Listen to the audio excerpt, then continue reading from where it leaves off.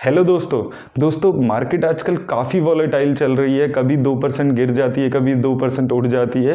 तो मैं उम्मीद करता हूं कि अगर आप म्यूचुअल फंड के थ्रू इन्वेस्ट कर रहे हैं तो आप मार्केट की वॉलेटिलिटी को देखकर घबरा नहीं रहे होंगे और आप अपना पैसा नहीं निकाल रहे होंगे या लमसम में पैसा नहीं डाल रहे होंगे। और मैं आपको यही बोलूँगा कि आप डेली सुबह 9:15 बजे उठ के मार्केट को मत देखो, रोज़ अपने म्यूचुअल फंड की रिटर्न्स को मत देखो।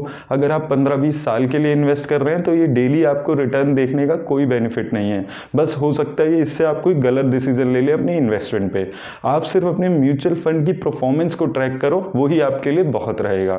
तो आइए दोस्तों, आज हम बात कर लेते हैं पहले एडलवाइस स्मॉल कैप फंड के बारे में।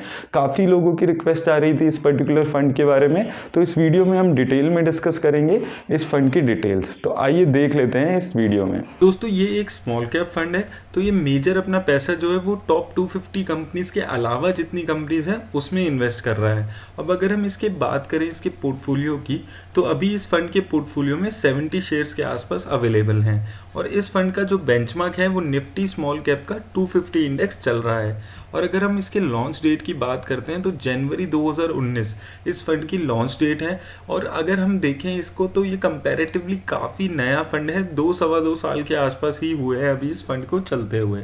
तो उसके हिसाब से इसका जो एसेट साइज है, यानी कि इसका जो एसेट अंडर मैनेजमेंट है वो भी काफ़ी कम है, 615 करोड़ के आसपास का अभी इसका फंड साइज चल रहा है। अब अगर हम मार्केट एलोकेशन के हिसाब से इसकी बायरफिकेशन देखें तो ये फंड लार्ज कैप कंपनीज में कोई भी पैसा नहीं लगा रहा है, वहीं मिड कैप कंपनीज में 46% के आसपास और उसी तरह स्मॉल कैप कंपनीज में 52% के आसपास ये पैसा लगा रहा है। अब आइए देख लेते हैं इसकी एक्सपेंस रेशो। इसकी एक्सपेंस रेशो अभी चल रही है 0.85%, जो इसकी कैटेगरी एवरेज के आसपास ही है, हल्की सी कम है। जो इसकी कैटेगरी एवरेज है वो 0.88% की एक्सपेंस रेशो चल रही है। अब अगर हम बात करें इसकी एग्जिट लोड की, तो इसका जो एग्जिट लोड है वो 1% का है। अगर आप 365 डेज के अंदर अपना डाला हुआ पैसा निकाल लेते हैं, अगर आप 365 डेज के बाद कोई भी पैसा निकालते हैं तो यहाँ पर आपको कोई भी एग्जिट लोड नहीं देना होगा। अब आइए दोस्तों देख लेते हैं कि इस फंड ने किन कंपनीज में और किन सेक्टर्स में पैसा लगाया हुआ है। अब अगर सबसे पहले हम बात करें सेक्टर्स की, तो सबसे ज़्यादा पैसा इसने इंजीनियरिंग सेक्टर में 20% के आसपास, वहीं फाइनेंशियल सेक्टर में 15% के आसपास, उसी तरह कंस्ट्रक्शन सेक्टर में 12%, सर्विस सेक्टर में भी 11% के आसपास और केमिकल सेक्टर में इसने 7.5% के आसपास पैसा लगाया हुआ है। तो यानी कि इन सारे सेक्टर्स में मिलाकर, टॉप 5 सेक्टर्स में मिला के इसने 50-60% के आसपास पैसा लगाया हुआ है। अब आइए दोस्तों देख लेते हैं कि इसने किन कंपनीज में अपना मेजर पैसा लगाया हुआ है।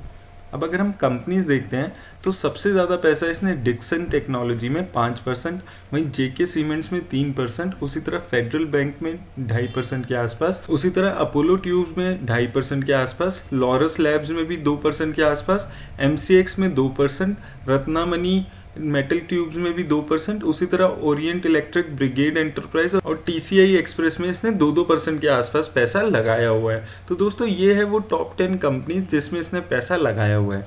तो अगर हम इस पोर्टफोलियो को देखते हैं तो इसमें से कुछ कंपनीज है जो इसने अभी रिसेंटली ऐड की है, जैसे कि लॉरस लैब्स अगर हो गई, ब्रिगेड एंटरप्राइजेस, ये इसने रिसेंटली अपने पोर्टफोलियो में 1 साल में ऐड की है।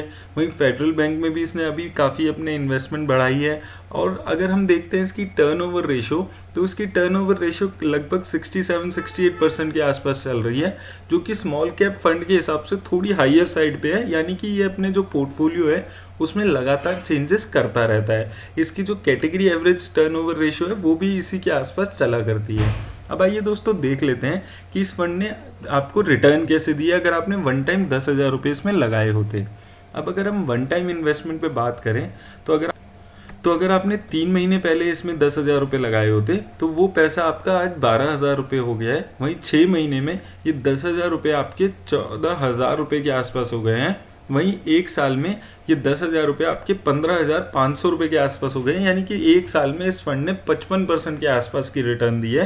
वहीं 2 सालों में इस फंड ने आपके 10,000 रुपये 17,000 रुपये कर दिए हैं, यानी कि लगभग 73% के आसपास की रिटर्न।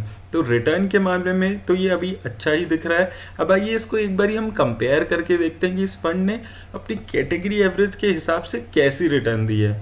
अब अगर हम इसे कंपेयर करते हैं इसकी कैटेगरी एवरेज रिटर्न्स में, तो पहले 3 महीनों में इसने लगभग अपनी कैटेगरी एवरेज के आसपास ही रिटर्न दी है। वहीं अगर हम 6 महीने में देखते हैं तो भी ये कैटेगरी एवरेज से अच्छी रिटर्न दे रहा है। इसकी कैटेगरी एवरेज ने 43%, वहीं इसने 47% के आसपास रिटर्न दी हुई है। वहीं अगर हम यही पीरियड 1 साल का कर देते हैं तो ये अपनी कैटेगरी एवरेज को आराम से बीट कर पा रहा है। इसकी कैटेगरी एवरेज सिर्फ 44% रिटर्न दे रही है, वहीं ये फंड 55% के आसपास की रिटर्न दे रहा है। और अगर हम 2 सालों में भी देखते हैं तो 2 सालों में भी इस फंड ने कंपैरेटिवली अच्छी रिटर्न दी है, 31% के आसपास की रिटर्न दी है। वहीं कैटेगरी एवरेज जो रिटर्न चल रही है वो 21% की चल रही है। अगर हम इस फंड पे बात करते हैं अब, तो ये कैटेगरी एवरेज से अच्छी रिटर्न दिख रही है इसकी हर साल में, ये एक अच्छी बात है। बस अभी ये है कि इसकी जो एसेट साइज है वो बहुत ही ज़्यादा कम है, तो ये नहीं पता कि अगर इस फंड के पास ज़्यादा पैसा आ जाए तो वो कैसे उसको मैनेज कर पाएगा पैसे को। और दूसरी बात है कि सिर्फ 2 साल हुए हैं अभी इस फंड को, तो इसको अभी 1-2 साल हमें और देने चाहिए। लेट्स सी कि ये कैसी रिटर्न देता है, ताकि हम इसमें इन्वेस्टमेंट के बारे में सोच सकें। मेरी तरफ से दोस्तों आज इस वीडियो में इतना ही। अगर आपको ये वीडियो अच्छी लगी हो तो इसे लाइक और शेयर ज़रूर करें और मेरा चैनल सब्सक्राइब करना भी ना भूलें। धन्यवाद।